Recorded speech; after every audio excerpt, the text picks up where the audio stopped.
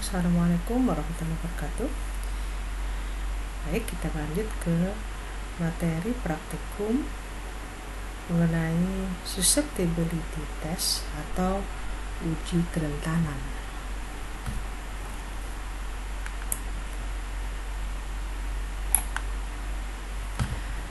Uji kerentanan adalah suatu tes yang digunakan untuk mengetahui tingkat kerentanan atau kekebalan serangga terhadap suatu racun atau insektisida.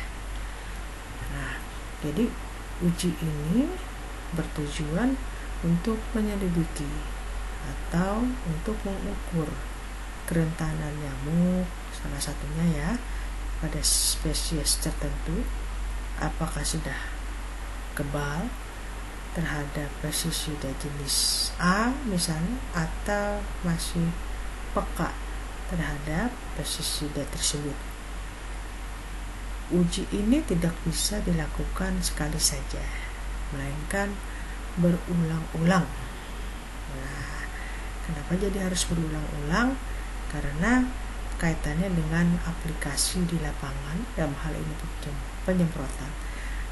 Nah, uji ini untuk menyelidiki kekebalan fisiologis, bukan untuk mengetahui kekuatan racun pestisida.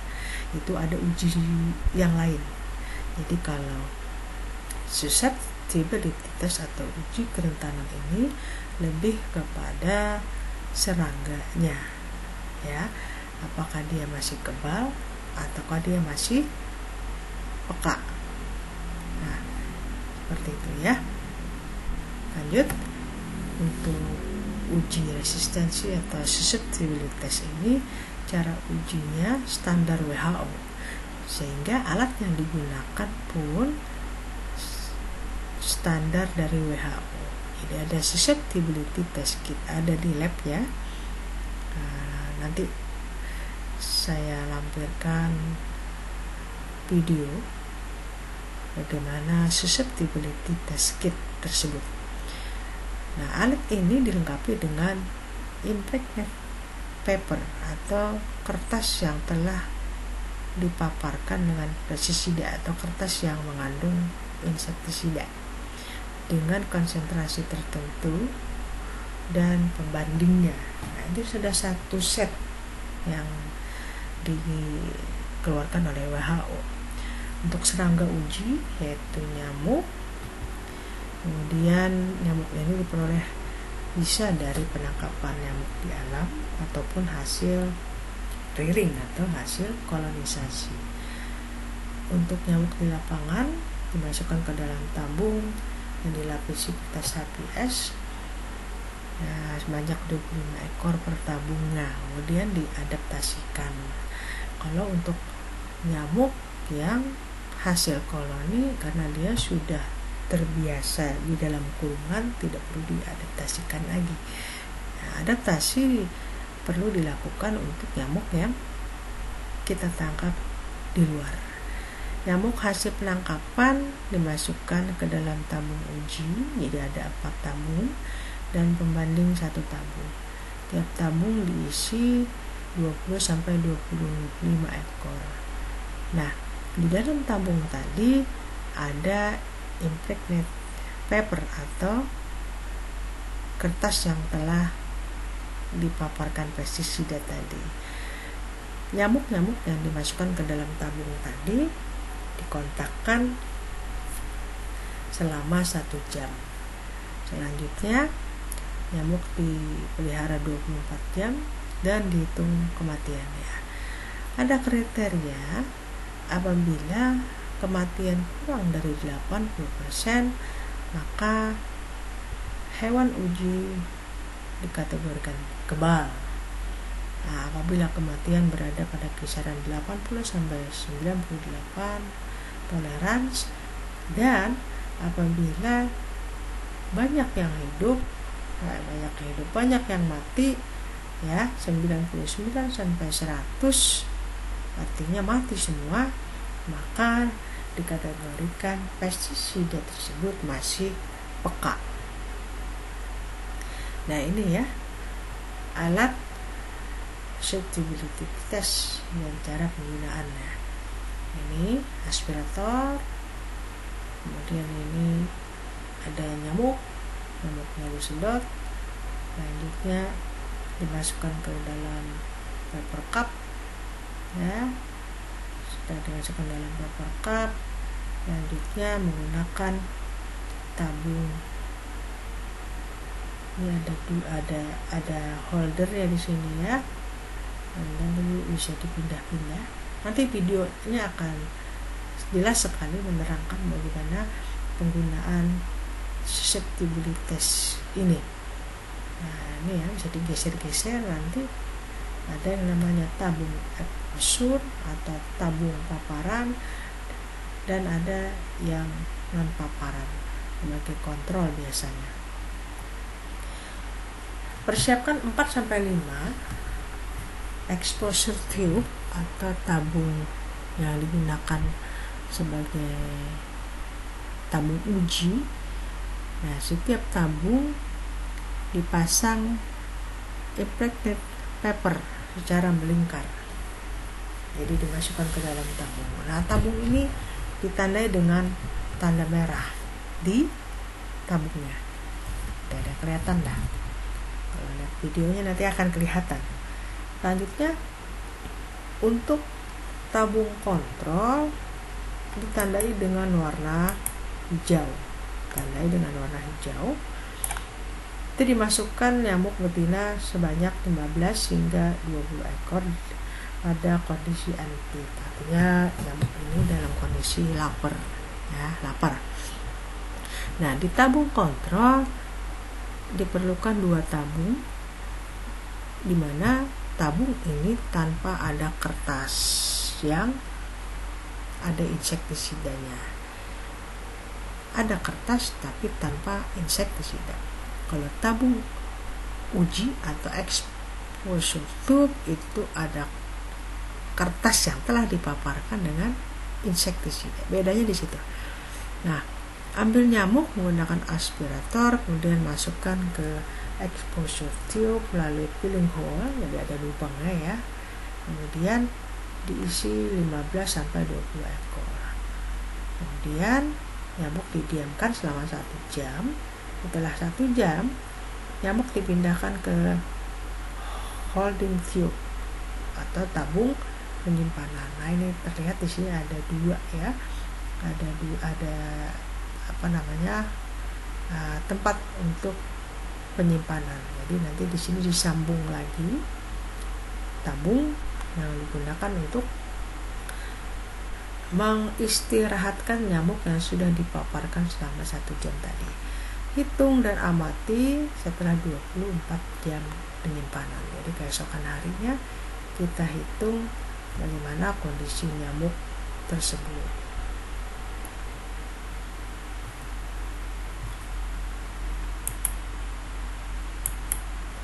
Nah, ini tabel jumlah kematian nyamuk yang kita catat. Jadi nomor tube-nya nomor berapa, kemudian konsentrasi yang ini, konsentrasi ini kaitannya dengan kertas tadi ya. Jadi di kertas itu sudah ada konsentrasinya berapa persen. Jumlah nyamuk yang dimasukkan tadi antara 20 sampai 25, kemudian berapa jumlah yang mati dicatat, kemudian persen kematian. Nah, seperti itu. Untuk bioassay ini adalah digunakan untuk mengetahui daya bunuh insektisida. Kalau susceptibility test tadi lebih kepada hewan ujinya, kalau bioassay itu ke pestisidanya atau insektisidanya. Bedanya di situ. Kalau bioassay, berarti kita ini berarti tentang pestisidanya atau insektisidanya. Kalau susceptibility test atau tes kerentanan atau uji kerentanan, berarti itu kaitannya dengan hewannya. Nah, seperti itu ya. Jadi metode ini digunakan untuk mengukur atau mengetahui daya bunuh insektisida, kemudian juga efek residual insektisida, kaitannya dengan penilaian faktor secara kimiawi. Uji ini digunakan untuk salah satunya pada kelambu yang diberi insektisida atau kelambu berinsektisida, dan juga uji terhadap fogging. Ya, bagaimana cara kerjanya? Apabila bioassay kontak, maka akan berbeda dengan bioassay fogging. Nah, seperti apa bioassay kontak? Kalau bioassay kontak, ya, kita akan menilai daya tahan atau efektivitas racun serangga biasanya ini di rumah, ya. Di rumah yang seperti apa? Rumah yang di daerah itu terjadi kasus, kemudian dilakukan penyemprotan di dindingnya, ya. Kemudian untuk mengetahuinya kita melakukan uji bioassay. Penangkapan nyamuk dilakukan baik di alam maupun koloni, sama ya, kondisi abdomennya dalam keadaan lapar. Nah, ditempelkan 3 kon atau kerucut per permukaan dinding atau kelambu. Kalau dia pakai kelambu berarti kelambu berinsektisida, kalau dinding berarti dinding yang telah disemprot insektisida. Begitu itu. Selanjutnya masukkan nyamuk ke dalamnya sebanyak 10-15 ekor, biarkan terpapar selama 30 menit. Kemudian hasil tes dimasukkan ke dalam nyamuk yang tadi, dimasukkan kembali ke gelas plastik dan dibiarkan selama 24 jam. Keesokan harinya hitung kematian nyamuk. Apabila residu insektisida itu efektif, maka kematian nyamuk di atas 70%. Jadi kalau kematian nyamuk di atas 70%, maka residu insektisida yang ada di situ, di dindingkah, di kelambukah, itu masih efektif. Sekarang kita masuk ke bioassay fogging. Untuk bioassay fogging itu menggunakan kurungan. Ya, jadi ada kerangkengnya. Nah, seperti itu ya. Ukuran kurungan nyamuk ini 12x12x12 cm sebanyak 12 buah. Nah, untuk nyamuk jenis Aedes aegypti bisa Aedes aegypti, bisa juga nyamuk Anopheles, ya. Tergantung nyamuk sasaran kita apa, di wilayah itu lagi ada kasus apa yang diambil dari hasil biakan laboratorium. Nah, coba kita lihat di sini. Nyamuk yang diambil dari hasil biakan laboratorium, jadi bukan nyamuk di alam bebas. Bagaimana cara kerjanya? Untuk cara kerjanya, nyamuk dimasukkan ke dalam kurungan. Jadi masing-masing kurungan itu diisi sebanyak 20 ekor nyamuk. Ada 3 lokasi pengujian, diletakkan 3 kurungan, 2 buah dalam rumah dan 1 buah ada di luar rumah. 3 buah kurungan sebagai kontrol. Kurungan kontrol diletakkan di lokasi yang tidak dilakukan fogging, ya, karena ini bioassay fogging. Jadi nanti di dalam lokasi itu atau di dalam rumah itu kita lakukan penyemprotan. Nah, bagaimana posisi menggantung kurungan tersebut? Ada aturannya. Jarak ke dinding dan atap itu 0,5 meter dan waktu pemaparan 1-4 jam. Setelah pemaparan, nyamuk diambil dengan aspirator, kemudian dimasukkan ke dalam paper cup, atau nyamuk tersebut dibiarkan saja di dalam kurungan. Hitung kematian nyamuk setelah 24 jam. Sama kayak tadi, fogging dikatakan efektif apabila kematian nyamuk itu lebih besar dari 70%. Nah, ini peralatan untuk uji BOC. Untuk uji BOC ada aspirator, ada kon atau kerucut, kemudian ada isolasi untuk menempelkan kon ini ke dinding yang telah disemprot.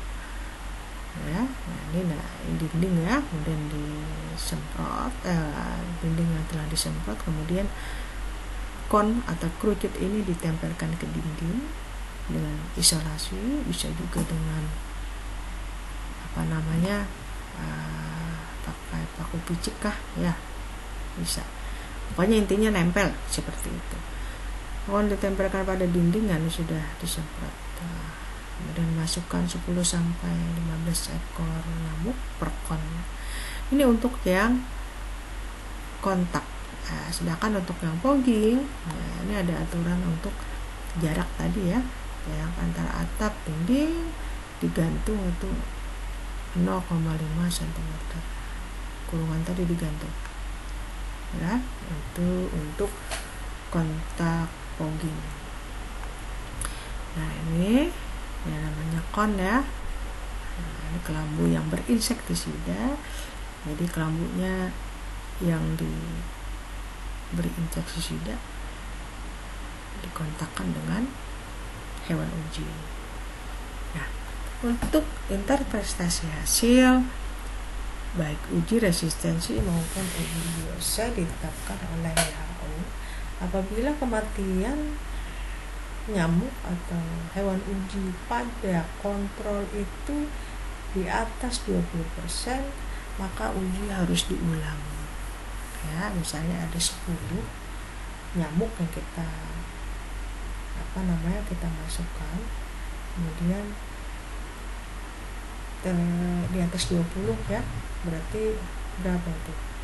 8 ya, 8 mati misalnya ya.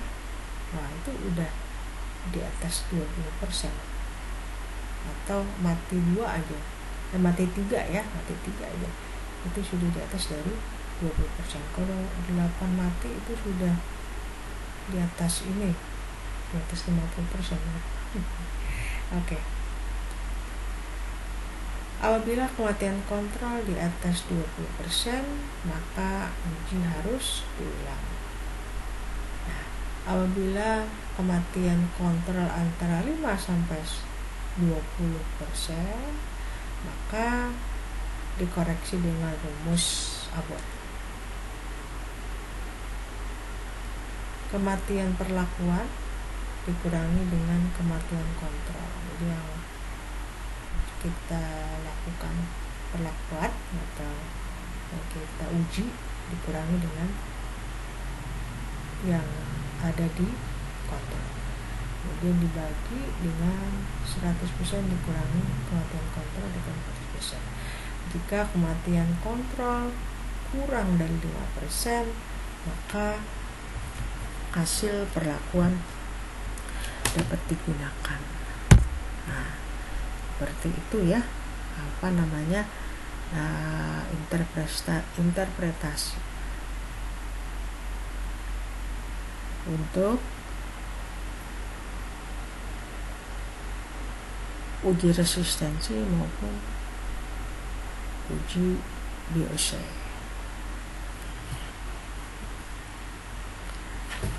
Baik, kita masuk ke petunjuk praktikum, karena kalau praktikum susceptibility kayaknya karena tidak ada alatnya ya, jadi kita coba praktikum BOC kita coba. Alatnya sederhana saja, jadi sediakan tutup gelas plastik.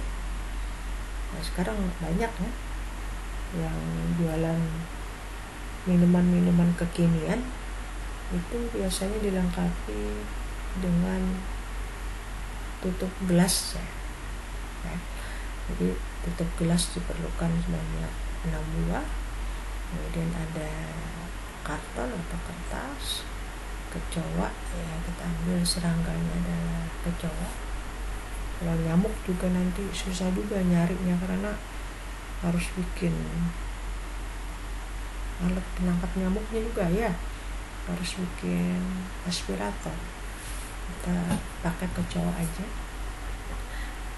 temukan nanti 6 ekor kecoa dan obat semprot serangga. Nah, nanti sambil diperhatikan gambarnya, kalau ada gambar kecoa berarti obat serangga itu atau obat semprot itu dapat kita gunakan. Nah, bagaimana urutan kerjanya? Urutan kerjanya tutup gelas plastik tadi dibagi menjadi 5 untuk uji dan 1 untuk kontrol.